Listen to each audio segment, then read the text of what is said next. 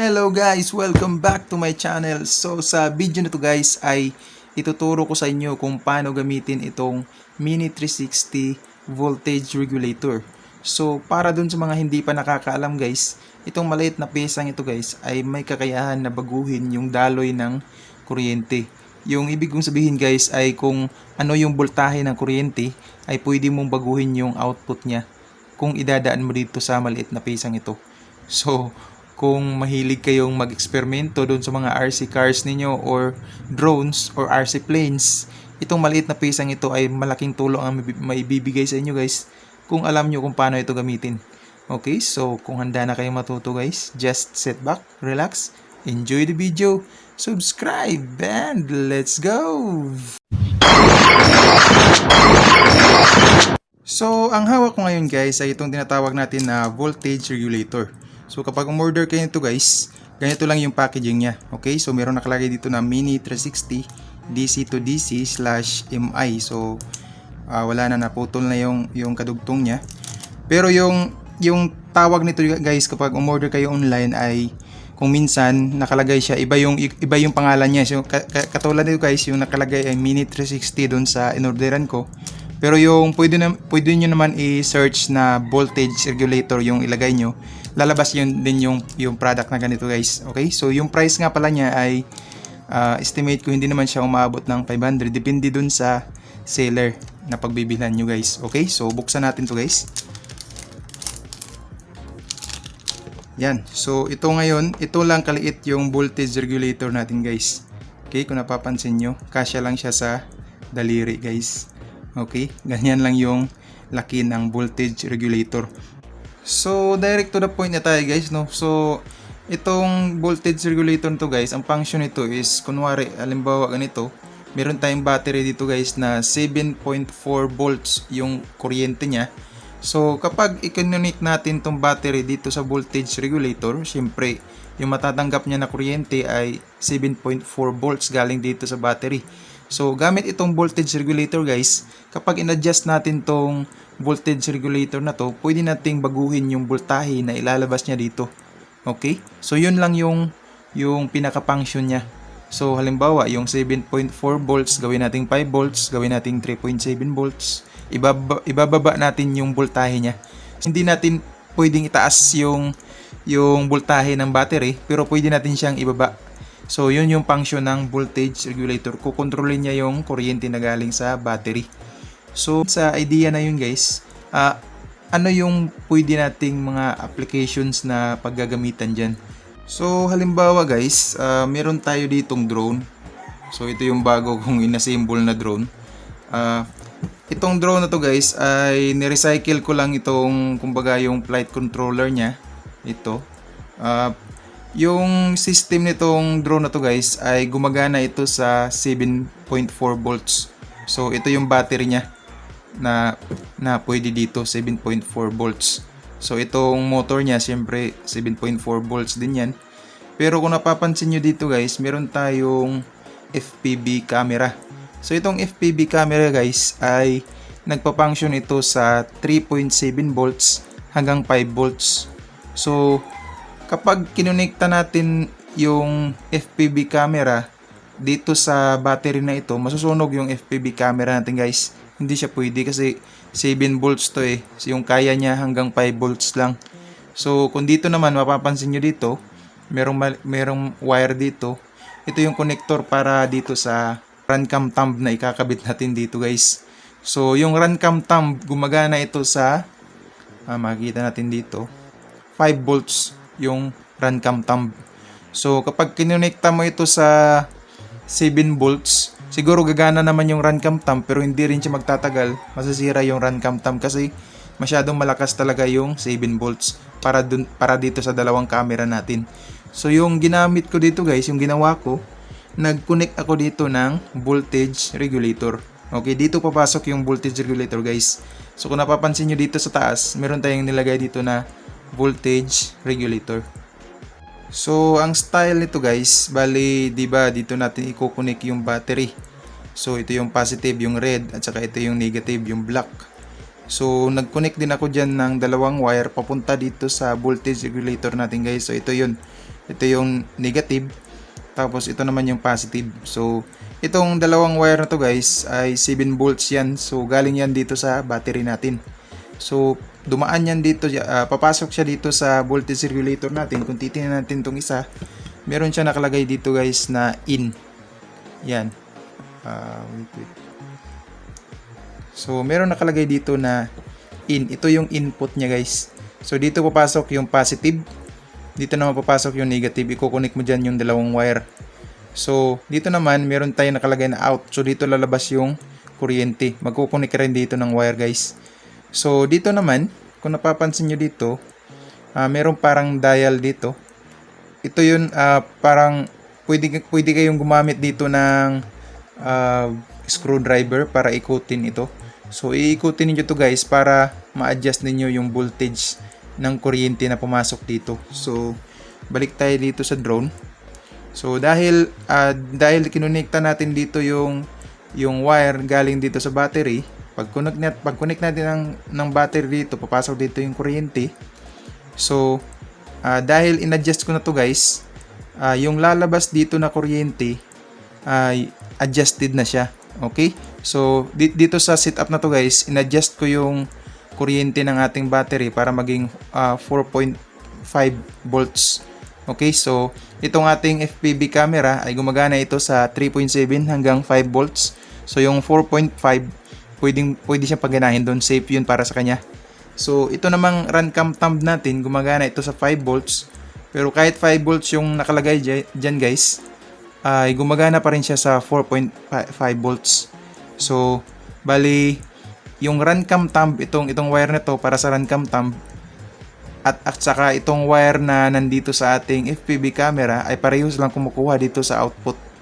Yan, yung kung nakikita nyo mayroong mga wires dyan na nakakabit, yung yan, diba, tatlo yan. So yung isa dyan dito para dito, yung isa para sa FPV camera, at yung isa naman para dito sa LED light sa likod. Yan, so yan yung ginawa ko dito guys. So imagine niyo kung wala tayong voltage regulator, hindi natin magagawa dyan guys na mag-connect ng FPV camera at saka RunCam thumb, kasi kung ida-direct natin dito yung mga kagaya ng camera na to, yung FPV camera at saka yung RunCam, masusunog sila guys kasi malakas to guys 7 volts to Okay? Tapos dito naman sa ating flight controller, itong flight controller na to guys ay galing ito sa Wi-Fi drone. Hindi ito yung flight controller ginagamit sa FPV drone. No? So itong drone na to, hindi ito FPV drone guys, regular lang ito na Wi-Fi drone. So hindi katulad dun sa FPV drone na yung flight controller niya ay merong mga extra na 5 volts, merong extra solder pad doon na 3.7 volts, 'di ba? May mga extra doon na pwede mong pagkunikan ng wire. Ito wala itong extra guys. Okay, may nakita ako diyan na 3.3 volts pero meron na naka-occupy na wire, so hindi na pwedeng gamitin.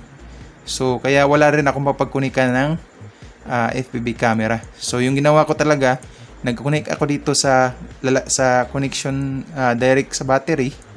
Tapos dinaan ko dito sa voltage regulator. So dito guys, sa setup na ito ay malaking tulong yung nagawa ng ating voltage regulator. So yung gawin natin ngayon guys ay gamit yung tester. Ipapakita ko sa inyo guys ngayon kung ano yung output nitong voltage regulator na nakakonik na dito sa ating drone. Okay? So yung gawin natin, i-connect muna natin yung camera dito, itong RunCam thumb.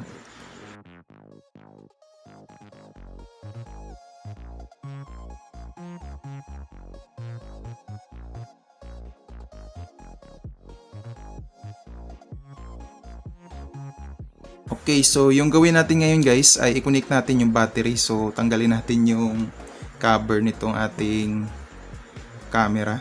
So yung battery, hindi natin siya i-strap dito, i-connect na lang natin siya diretso guys. Okay, so connect natin yung battery. Baliktad. Yun. So kung napapansin nyo guys, yung ating camera ay gumagana, yung ating RunCam thumb, at saka yung ating namang FPV camera, yung umiilaw dyan naka blue, ay ibig sabihin gumagana yung ating FPV camera. Okay. So, kunin natin yung ating FPV monitor. On natin yan. So, nakikita nyo guys, yan. Gumagana yung ating FPV camera. Yan. Diba? Merong display. Okay. So, i-off natin yan. Then, ito namang ating Runcam thumb. Gumagana din yan guys. So, pag pinindot mo yan, magre-record yan. Okay, yan. Yung blinking, ibig sabihin nagre-record yung ating FPV, yung Runcam thumb, no? So, ito guys, this time, dahil gumagana na yan, i-off muna natin yung Runcam thumb. Yung gawin natin ngayon guys ay i-measure natin yung voltage na lumalabas dito sa output ng ating voltage regulator. So, ipapakita ko sa inyo guys, kasi gumagana yung ating Runcam thumb at saka yung ating FPV camera. So, yung gawin natin dito sa ating tester, set mo nyo lang sa 200 dito. So, lagay natin yan dyan. Then, positive at saka negative connect natin. Wait.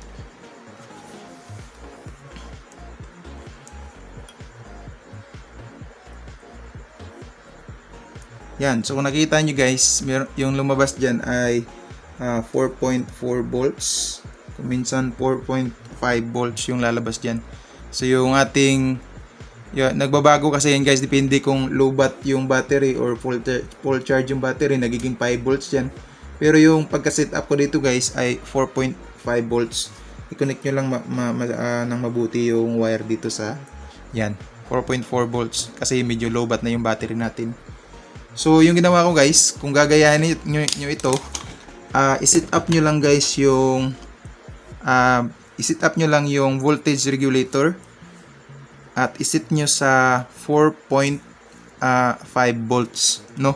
So, yun yung safe na voltage para dito sa Runcam kasi medyo mababa siya compared doon sa 5 volts na required niya. Tapos, ito naman, gumagana ito sa 5 volts. So, yung 4.5 volts ay safe yun para sa kanya.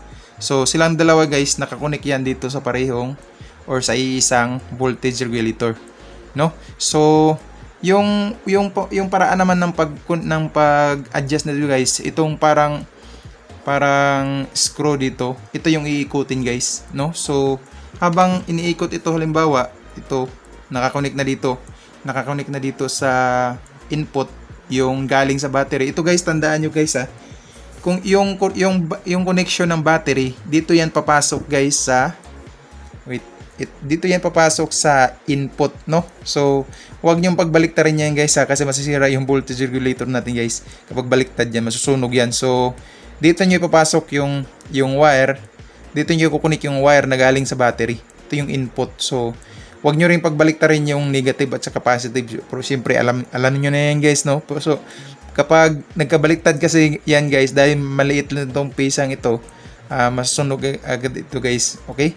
So, dito naman sa output, ito yung kumbaga, yung product niya na, yung na-adjust na kuryente. So, yun. Dapat hindi rin yan magkabaliktaran yung negative at saka positive, no? So, habang nakakonect ito sa battery halimbawa, tapos meron din ditong wire, i-connect nyo dito sa tester. Okay? Yung positive dun sa positive, yung negative dun sa negative. Tapos, kagaya ng ginawa natin kanina, lagay nyo dun sa 200.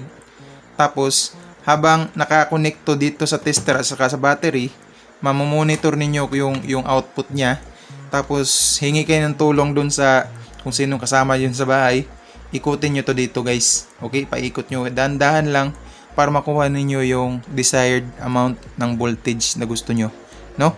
So, tandaan nyo lang guys, yung reminder ko lang yung sabi ko kanina, kung ano yung voltahe ng battery na ginamit nyo guys. So, halimbawa 7.4, hindi nyo to pwedeng itaas, no? Pwedeng nyo ibaba, pero hindi pwedeng itaas guys. Okay? So, I hope naintindihan nyo guys yung mga paliwanag ko guys. So, kung meron kayong mga tanong guys, isulat nyo lang dun sa comment at basahin natin guys. Subukan natin sagutin yung mga tanong nyo guys. So, as of now, hanggang dito lang muna guys yung ating video.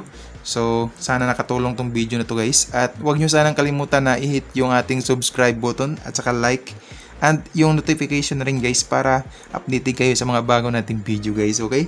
So ito nga pala ang drone na to guys, ay subukan natin paliparin sa mga next video natin guys. So upload lang natin dito yung video nito guys, okay? So hanggang dito lang muna, until next time, goodbye.